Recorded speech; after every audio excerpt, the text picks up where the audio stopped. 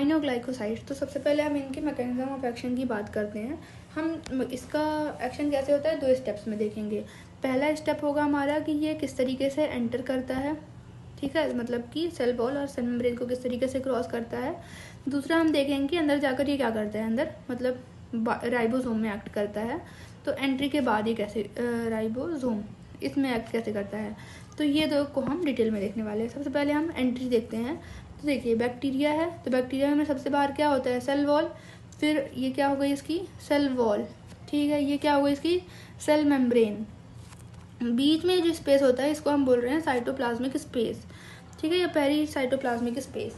तो सबसे पहले जो बैक्टीरिया होता है वो मतलब ग्राम नेगेटिव बैक्टीरिया की हम बात कर रहे हैं।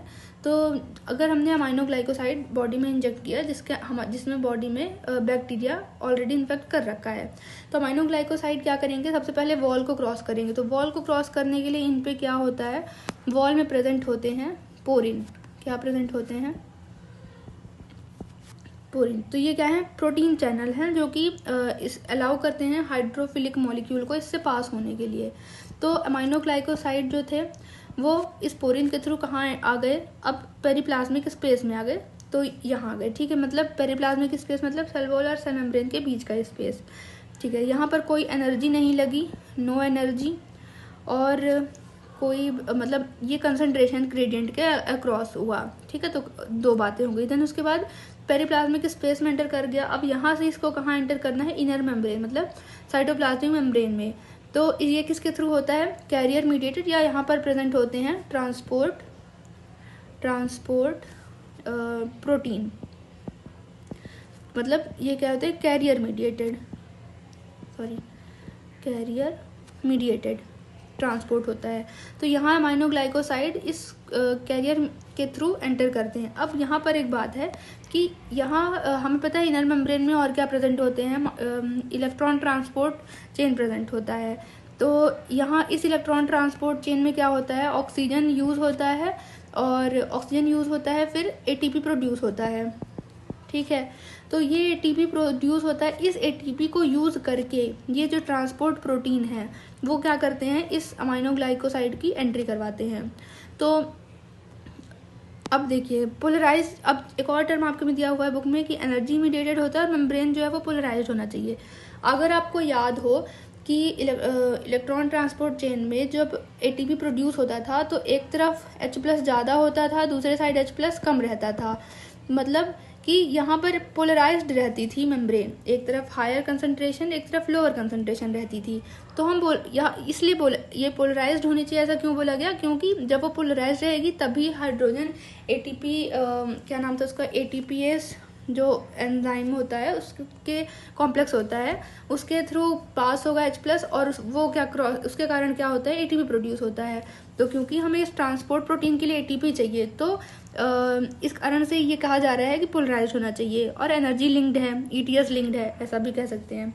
तो हम क्या बोल रहे थे यहाँ पर कि ट्रांसपोर्ट प्रोटीन है, ये क्या करते हैं, एटीपी का यूज़ करते हैं, और इसके थ्रू क्या होता है, across the membrane aminoglycoside enter करते हैं, ठीक है। तो हम इसे बोल रहे हैं एनर्जी डिपेंडेंट फेज। अच्छा, अब ऑक्सीजन डिपेंडेंसी सिंपल सा है, अगर ऑक्सीजन नहीं होगा तो ETS, अगर ऑक्सीजन नॉट अवेलेबल तो नो ETS, तो कोई एनर्जी प्रोड्यूस नहीं होगी और कोई ट्रांसपोर्ट नहीं होगा, तो ड्रग कैन नॉट एंटर, ठीक है। अच्छा, अब कुछ फैक्ट बातें, मतलब बेसिक बातें हैं, लॉजिकल बातें हैं। पहला कि अगर एनारोबिक बैक्टीरिया है, ठीक है, तो एनारोबिक है तो उसमें ETS नहीं होगा, क्योंकि ETS के लिए तो ऑक्सीजन रिक्वायर्ड है, और एनारोबिक है तो ऑक्सीजन नहीं यूज़ करेगा। तो यही वाली बात हो जाएगी कि ड्रग एंटर नहीं करेगा। तो एनारोबिक बैक्टीरिया में अमाइनोग्लाइकोसाइड जो होते हैं वो इनइफेक्टिव रहते हैं, इनइफेक्टिव। दूसरा फैकल्टेटिव एनारोबिक लो ऑक्सीजन, तो ये एनारोबिक है, लो ऑक्सीजन में ये क्या करेंगे, एनारोबिक रेस्पिरेशन करेंगे, और तो यहाँ भी सेम चीज़ होगा, ऊपर वाली चीज़ कि ऑक्सीजन यूज़ नहीं होगी, ऑक्सीजन सप्लाई पुअर होगी, तो ETS नहीं होगा और ड्रग एंटर नहीं करेगा। तो बैक्टीरिया जो है वो मतलब एक तरह से रेजिस्टेंस शो कर रहे हैं, ठीक है। तो ये 2 लॉजिकल बातें हो गई जो हमें इसके मैकेनिज्म ऑफ एक्शन से ही पता चल गई। अब तीसरी एक इम्पॉर्टेंट बात है कि effect of pH on penetration क्या क्या इफेक्ट होता है। तो अमाइनोग्लाइकोसाइड जो है वो एल्कलाइन पीएच फेवर करते हैं। अमाइनोग्लाइकोसाइड जो है वो उनकी एंट्री ये क्या होती है, is favoured in alkaline pH, ठीक है। और 20 टाइम्स मोर एक्टिव हो जाते हैं अमाइनोग्लाइकोसाइड, 20 टाइम्स मोर एक्टिव हो जाते हैं इन एल्कलाइन मीडियम। और ऐसा क्यों? क्योंकि एल्कलाइन पीएच जो है वो मेम्ब्रेन के ट्रांसपोर्ट को इम्प्रूव करता है, क्योंकि ये जो एल्कलाइन पीएच है ये इम्प्रूव करता है मेम्ब्रेन के ट्रांसपोर्ट को, मेम्ब्रेन ट्रांसपोर्ट और ड्रग अपटेक एफिशिएंसी, ठीक है। जबकि एसिडिक मीडियम में एंट्री डिक्रीज हो जाती है और एक्टिविटी कम हो जाएगी। तो वही एसिडिक कंडीशन जैसे पस या नेक्रोटिक टिश्यू हो गए तो उनमें एक्टिविटी कम हो जाती है। एसिडिक मीडियम कौन से हो गए, लाइक पस या फिर नेक्रोटिक टिश्यू, ठीक है। तो इनमें अमाइनोग्लाइकोसाइड की एक्टिविटी कम हो जाएगी। क्या हमने बताया कि वॉल में अमाइनोग्लाइकोसाइड पोरिन के थ्रू एंटर करते हैं by concentration gradient without energy, then ETS की हेल्प, मतलब ईटीएस से प्रोड्यूस हुई एटीपी की हेल्प से वो ट्रांसपोर्ट प्रोटीन या कैरियर मीडिएटेड प्रोटीन के थ्रू एंटर करते हैं इनसाइड ऑफ द सेल। और फिर हमने ऑक्सीजन से रिलेटेड 2 बातें बताई, तो वो ये बातें फैकल्टेटिव और एनारोबिक के लिए, और तीसरी हमने बात बोली पीएच के लिए। डन। अब आ जाइए कि जो बीटा लैक्टम और वैनकोमाइसिन, ये ऐसे ड्रग्स जो कि बैक्टीरिया की सेल वॉल को डैमेज करते हैं, है ना। तो ये क्या कर रहे हैं, डैमेज सेल वॉल। तो ऐसे ड्रग्स जो हैं वो सिनर्जिज्म शो करेंगे। ये क्या शो करेंगे, सिनर्जिज्म। क्यों? क्योंकि ये बैक्टीरिया के सेल वॉल को डैमेज करें तो अमाइनोग्लाइकोसाइड इजीली एंटर कर जाएगा, इंट्रासेलुलर कंसंट्रेशन बढ़ जाएगी, तो इसलिए ये सिनर्जिज्म शो करते हैं। पहला हमने बात कर ली कि इसकी एंट्री कैसे हुई, ठीक है। तो एक एक्शन मैकेनिज्म ऑफ एक्शन। अब दूसरा हम बात करते हैं राइबोसोम के, मतलब एंट्री करने के बाद क्या होता है। तो अमाइनोग्लाइकोसाइड टारगेट करते हैं राइबोसोम को, ठीक है। क्या होता है कि राइबोसोम में क्या 30S होता है, 50S यूनिट होती है, और एक इनके बीच का जंक्शन, ये आपको अगर स्ट्रक्चर थोड़ा याद हो, ये 30S हो गया और ऐसे ही 50S होता है और इनके बीच में जंक्शन होता है, ठीक है। तो अब क्या करते हैं अमाइनोग्लाइकोसाइड, इनको टारगेट करते हैं। स्ट्रेप्टोमाइसिन ये क्या टारगेट करेगा, 30S सब यूनिट को, ठीक है। जबकि अदर अमाइनोग्लाइकोसाइड ये किसको टारगेट करेंगे, कुछ 30S को करेंगे, कुछ 50S को करेंगे, और कुछ 30-50 के इंटरफेस को टारगेट करेंगे। और क्योंकि ये बहुत सारी इसकी बाइंडिंग साइट में एक्ट कर रहे हैं, इसलिए इसके मल्टीपल डिसरप्शन होते हैं प्रोटीन सिंथेसिस में। ये leads to multiple disruption in protein synthesis, ठीक है। अब देखिए मैकेनिज्म क्या क्या होता है इन प्रोटीन सिंथेसिस के इनहिबिशन का। अब हम देखने जा रहे हैं mechanism of inhibition of protein synthesis, ठीक है। तो अमाइनोग्लाइकोसाइड 3 डिस्टिंक्ट तरीके से ये प्रोटीन सिंथेसिस को इनहिबिट करते हैं। पहला कि शुरू ही नहीं होने दे रहे हैं, तो इनहिबिशन ऑफ इनिशिएशन, ठीक है। दूसरा आपको अगर याद हो कि पॉलीजोम होते हैं बैक्टीरिया में। पॉलीजोम क्या होते हैं, mRNA है, उनमें कई सारे राइबोसोम बाइंड हो जाए। नॉर्मली क्या होता है, एक राइबोसोम बाइंड होता है ट्रांसलेशन कराने के लिए, पर इनमें बहुत सारे, तो ये क्या कहलाते हैं, पॉलीजोम। तो दूसरा मैकेनिज्म इनका क्या होता है अमाइनोग्लाइकोसाइड का, इन पॉलीजोम को डिसरप्ट कर दें, तो डिसरप्शन ऑफ पॉलीजोम, ठीक है। और तीसरा होता है कि मिसरीडिंग कर दें। तीसरा ऐसा ये काम करते हैं कि जो जेनेटिक कोड ट्रांसलेट हो रहा होता है उसकी मिसरीडिंग हो जाए, तो miss reading of genetic code. Done. अब देखिए हम तीनों को देखते हैं डिटेल में कि कैसे होता है। सबसे पहला इनहिबिशन ऑफ इनिशिएशन। इसमें कैसे होता है कि नॉर्मली mRNA बाइंड करता है राइबोसोम से, नॉर्मली क्या होता है, ये राइबोसोम है, इसमें आ जाते हैं आपका 30th और 50th राइबोसोम, mRNA में राइबोसोम आ गया, और ये क्या बना लेते हैं, कॉम्प्लेक्स बनाते हैं, और इसके कारण इनिशिएट होता है प्रोटीन सिंथेसिस, लेकिन जब अमाइनोग्लाइकोसाइड बाइंड होते हैं तो ये ब्लॉक कर देते हैं इस चीज़ को, मतलब ये फॉर्मेशन ही नहीं होने देते हैं। तो aminoglycoside block mRNA ribosome complex, तो इसके कारण क्या होगा, प्रोटीन सिंथेसिस स्टार्ट ही नहीं हो पाएगा, तो protein synthesis can't be started. Done. दूसरा देखिए, डिसरप्शन ऑफ पॉलीजोम। तो इसमें हम क्या होता है कि नॉर्मली बैक्टीरिया में पॉलीजोम प्रेजेंट होते हैं, कि मतलब पॉलीजोम हो जाते हैं कि mRNA है उसमें राइबोसोम बाइंड करेंगे, और इसके कारण इफेक्टिव प्रोटीन सिंथेसिस होता है। पॉलीजोम के कारण क्या होता है, इफिशिएंट प्रोटीन प्रोडक्शन होता है। अब अमाइनोग्लाइकोसाइड क्या कर देते हैं, इन पॉलीजोम को ब्रेक कर देते हैं इनटू मोनोजोम्स, ठीक है। तो अब मोनोजोम हो गए तो ये क्या हो जाते हैं, नॉन फंक्शनल। अब ये नॉन फंक्शनल हो गए तो इफिशिएंट और इनइफिशिएंट और डिफेक्टिव प्रोटीन सिंथेसिस होगा। इसके कारण क्या होगा, अब डिफेक्टिव प्रोटीन सिंथेसिस होगा, और क्या बोलना चाहिए, केवल एक राइबोसोम बाइंड रहेगा mRNA के छोटे से सेगमेंट से, तो डिफेक्टिव प्रोटीन सिंथेसिस होगा, ठीक है। तो ये हो गया। देन आता है miss reading of genetic code. Aminoglycoside क्या करते हैं, बाइंड करते हैं 30S और 50S के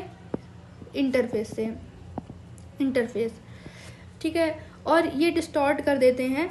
अब यहीं पर देखिए आप, ये mRNA है और इसमें 30S और 50S बाइंड होता है, तो ये क्या करते हैं, इस जंक्शन पर बाइंड हो गए अमाइनोग्लाइकोसाइड, और इसके कारण ये डिस्टॉर्ट करते हैं, कोडॉन एंटीकोडॉन। मैं एक्सपेक्ट कर रही हूँ आप कोडॉन एंटीकोडॉन जानते होंगे, 12th क्लास में आपने पढ़ा होगा, एंटीकोडॉन रिकॉग्निशन, ठीक है। तो ये 30S 50S इंटरफेस में बाइंड हुए, इसके कारण जो राइबोसोम में रीडिंग करते हैं जेनेटिक कोड की, तो वो कोडॉन और एंटीकोडॉन के थ्रू हो जाता है, तो उसका रिकॉग्निशन क्या हो जाएगा, डिस्टॉर्ट हो जाएगा। अब ये डिस्टॉर्ट हो गया तो आपको पता है कि mRNA में जो कोडॉन होते हैं उन्हीं के अकॉर्डिंग एंटीकोडॉन आता है tRNA का, और क्या फॉर्म होता है, प्रोटीन, वही अमाइनो एसिड बाइंड होता है। तो अगर ये कोडॉन एंटीकोडॉन डिस्टॉर्ट हो गए हैं तो इसके कारण एबनॉर्मल प्रोटीन बनेंगे, क्योंकि रॉन्ग सीक्वेंस होगा, एबनॉर्मल लेंथ होगी, तो इसके कारण एबनॉर्मल प्रोटीन बनेंगे।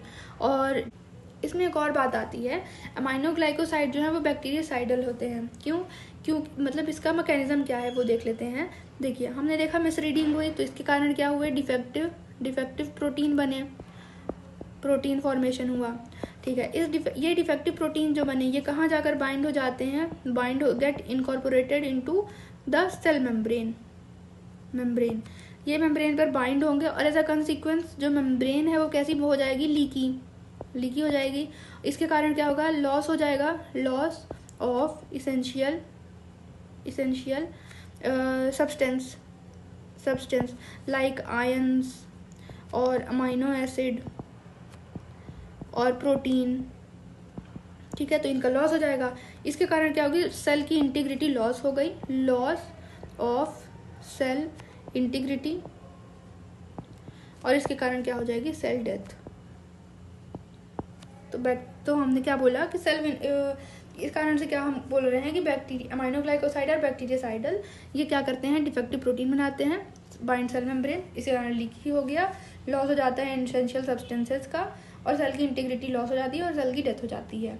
तो हमने मैकेनिज्म ऑफ एक्शन की क्या क्या बातें करी, एक बार रिवाइज कर लेते हैं। हमने बोला कि सबसे पहले एंट्री की हमने बात करी इसमें कि ये सेल वॉल थी, सेल मेम्ब्रेन थी, बीच में स्पेस था, तो अमाइनोग्लाइकोसाइड पोरिन के थ्रू एंटर किए, देन सेल मेम्ब्रेन के थ्रू एंटर करे बाई एटीपी, मतलब इलेक्ट्रॉन ट्रांसपोर्ट चेन के थ्रू।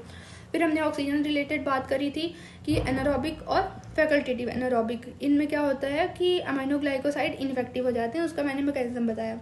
पीएच के लिए हमने बताया कि अल्कलाइन पीएच में जो अमाइनोग्लाइकोसाइड हैं वो बहुत इफेक्टिव होते हैं। क्योंकि मेम्ब्रेन की परमिएबिलिटी बढ़ जाती है और इम्प्रूव हो जाती है अल्कलाइन पीएच में, और ड्रग जो है वो उसकी अपटेक इफिशिएंट हो जाता है। तो इसीलिए अमाइनोग्लाइकोसाइड 20 टाइम्स मोर एक्टिव होते हैं, जबकि एसिडिक में नहीं हो पाते हैं। और फिर हमने एक फैक्ट वाली बात बोली कि बीटा लैक्टम और वेनकोमाइसिन जो है वो डैमेज करते हैं सेल वॉल को, इसलिए अमाइनोग्लाइकोसाइड के साथ अगर हमने इन्हें दिया तो वो सिनर्जिज्म शो करेंगे। फिर हमने बोला तो ये हमारी एंट्री के बारे में बात होगी। एंट्री के लिए तो कुछ खाली इतनी बात है, इतनी सी बात है। एक तो पोरिन के थ्रू एंटर करना, और दूसरा मतलब सेल के अंदर आ गए पोरिन्स और ट्रांसपोर्ट प्रोटीन के थ्रू। फिर उसके बाद हमने बोला कि मैकेनिज्म ऑफ एक्शन, इसमें एंटर करने के बाद क्या होता है, तो 30s और 50s होते हैं। तो स्ट्रेप्टोमाइसिन 30s पे बाइंड होता है, अदर अमाइनोग्लाइकोसाइड तीनों पे बाइंड हो सकते हैं, और इसके कारण क्या होगा, डिस्ट्रप्शन होगा प्रोटीन सिंथेसिस का। ठीक है, अब मैकेनिज्म क्या होता है इसमें, तो हमने 3 बोला, इनिशिएशन ही स्टॉप कर दिया जाए, या फिर पॉलीजोम को डिस्टर्ब कर दिया जाए, या फिर मिस रीडिंग कर दी जाए जेनेटिक कोड की। तो ये अमाइनोग्लाइकोसाइड कराते हैं, और इस कारण से इसका बैक्टीरियासाइडल इफेक्ट होता है। ठीक है, तो ये हो गया मैकेनिज्म ऑफ एक्शन। अब हम देख लेते हैं एडवर्स इफेक्ट्स। ठीक है, तो देखिए एडवर्स इफेक्ट ऑफ हम बात करते हैं एडवर्स इफेक्ट ऑफ अमाइनोग्लाइकोसाइड। तो अमाइनोग्लाइकोसाइड प्रोड्यूस करते हैं टॉक्सिक इफेक्ट, और जो कि लगभग सभी मेंबर्स के लिए कॉमन है। तो सबसे पहला आता है ओटोटॉक्सिसिटी। तो ये मोस्ट इम्पॉर्टेंट एडवर्स इफेक्ट है, और इसमें वेस्टिबुलर और कॉक्लियर दोनों पार्ट प्राइमरीली अफेक्ट होते हैं। सेंसरी सेल और हेयर सेल, इनमें डिस्ट्रक्टिव चेंजेस आते हैं। ठीक है, due to concentration of aminoglycoside. देखिए, अगर प्लाज्मा में कंसंट्रेशन अमाइनोग्लाइकोसाइड की ज़्यादा है, तो लेब्रेंथाइन फ्लूइड, आपको पता होगा लेब्रेंथाइन फ्लूइड ईयर के में प्रेजेंट होता है, तो उसमें कंसंट्रेशन ज़्यादा होगी, और इसके कारण क्या होगा, ऑटोटॉक्सिसिटी प्रोड्यूस होगी। तो सेफ कंसंट्रेशन क्या है, लेस देन 1 mg/ml जेंटामाइसिन की। अगर ये 2 mg/ml हुई प्लाज्मा में, तो इसके कारण क्या होगा, ऑटोटॉक्सिसिटी होगी। ठीक है, और अगर अमाइनोग्लाइकोसाइड्स को हमने अमाइनोग्लाइकोसाइड को ईयर ड्रॉप के थ्रू डाला, जिसमें जो टिम्पेनिक मेम्ब्रेन ऑलरेडी परफोरेटेड है, तो वो क्या होगा, पर्सन को ऑटोटॉक्सिसिटी कॉज करेगा, ऑटोटॉक्सिसिटी। ठीक है, अब देखिए फिर दूसरा आता है कॉक्लियर डैमेज।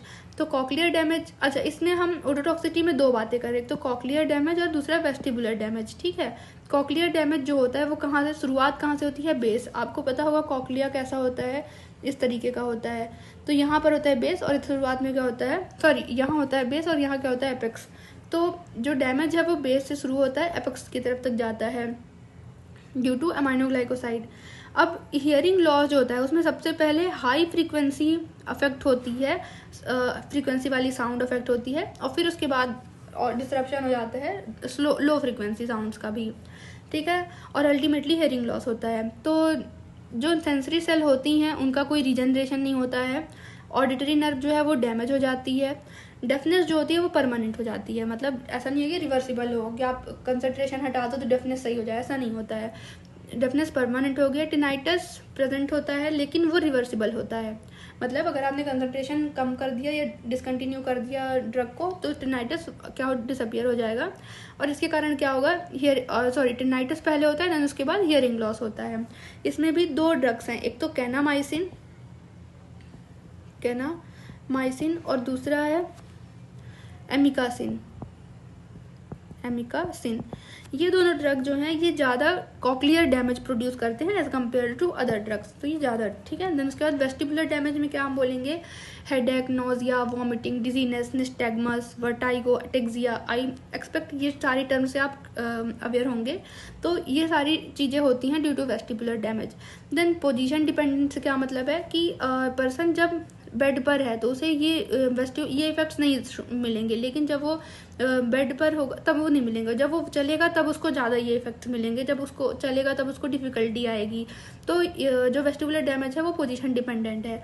अब एक बात लिखी है कि brain compensate by visual and body position mapping, जिसे प्रोप्रियोसेप्शन बोलते हैं।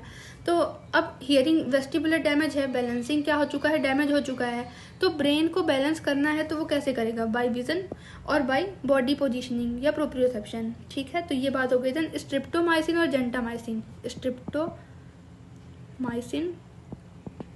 जेंटामाइसिन, ये मोर वेस्टिबुलर डैमेज शो करते हैं। ऊपर हमने क्या बोला था, कैनामाइसिन और एमिकासिन ये दोनों ज़्यादा क्या शो करते हैं, कॉक्लियर डैमेज, जबकि स्ट्रिप्टोमाइसिन और जेंटामाइसिन ज़्यादा क्या शो करते हैं, वेस्टिबुलर डैमेज। देन नेफ्रोटॉक्सिसिटी, दूसरा साइड इफेक्ट है इसका नेफ्रोटॉक्सिसिटी। इसमें क्या होता है, ट्यूबुलर डैमेज हो रहा होता है, मतलब इसके कारण ट्यूबुलर डैमेज, नेफ्रॉन में जो ट्यूब्यूल्स होते हैं उसकी बात की जा रही है। तो ट्यूबुलर डैमेज जिसके कारण क्या होता है, यूरिन नहीं कंसनट्रेट हो पाएगी, तो loss of urine concentrating power, then low GFR, और GFR भी कम हो जाएगा क्योंकि ट्यूबुल डैमेज हो गई हैं। नाइट्रोजन रिटेंशन, ठीक है। और दूसरा एल्ब्यूमिन यूरिया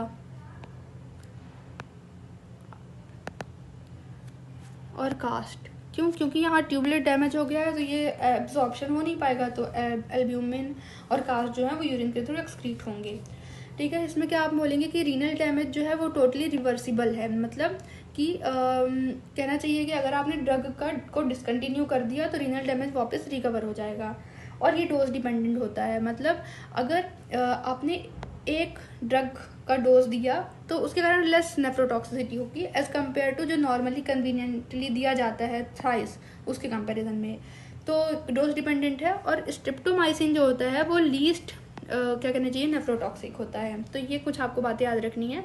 ऊपर था कैनामाइसिन और एमिकासिन, फिर था स्ट्रिप्टोमाइसिन और जेंटामाइसिन, और इस वाले पे कौन है, स्ट्रिप्टोमाइसिन, ये लीस्ट होता है। ऊपर वालों में हमने बात की थी कि वो दोनों ज़्यादा होते हैं अदर के कंपेरिजन में। न्यूरोमस्कुलर ब्लॉकेट में हमने बोला कि ये डिक्रीज करता है ACH रिलीज को, कौन, अमाइनोग्लाइकोसाइड्स, कि आपका न्यूरोमस्कुलर जंक्शन होता है ना, उसमें ACH रिलीज होता है तो वो उसके रिलीज को कम कर रहे हैं। दूसरा फ्यूज़न, मतलब आपका ये जो शुरू ऊपर होता है क्या, न्यूरॉन होता है उसका टर्मिनल, और नीचे होता है न्यूरॉन टर्मिनल, यहाँ पर होती हैं वेसिकल जिनके अंदर ACH भरा रहता है। ये वेसिकल फ्यूज़ होती हैं इस मेम्ब्रेन से, और फिर यहाँ रिलीज होता है कौन, ACH, तो ये फ्यूज़न को ही स्टॉप कर देते हैं अमाइनोग्लाइकोसाइड, ठीक है। दूसरा जो आपका सेकेंड मसल एंड प्लेट है उस पर सेंसिटिविटी कम कर दें, ठीक है। तो किसकी, ACH की, जो यहाँ रिसेप्टर होते हैं उनकी सेंसिटिविटी कम हो जाए, ठीक है। तो इस तरीके से ये न्यूरोमस्कुलर ब्लॉकेट करते हैं। अगर ये ड्रग्स माइस्थीनिया ग्रेविस वाले पेशेंट को दिया गया तो वो एसिन्यूएट, मतलब ये माइस्थीनिया ग्रेविस के सिम्टम्स और बढ़ जाएंगे ड्यू टू दीज ड्रग्स, ठीक है। देन उसके बाद आते हैं, एक बात लिखी हुई है कि अगर कोई पर्सन है उसको ऑपरेशन हुआ है तो उसको कुरारे और न्यूरोमस्कुलर ब्लॉकर अगर दिया गया है और उसके बाद उसको हमने स्ट्रिप्टोमाइसिन दे दिया पेरिटोनियल और प्लूरल कैविटी पर, तो उसको एपनिया होगा और वो फेटाल भी हो, मतलब ये डेथ लेवल पर भी जा सकता है। तो ये दो बातें हो गई न्यूरोमस्कुलर, मतलब ये टोटल बातें हो गई न्यूरोमस्कुलर ब्लॉकेट में।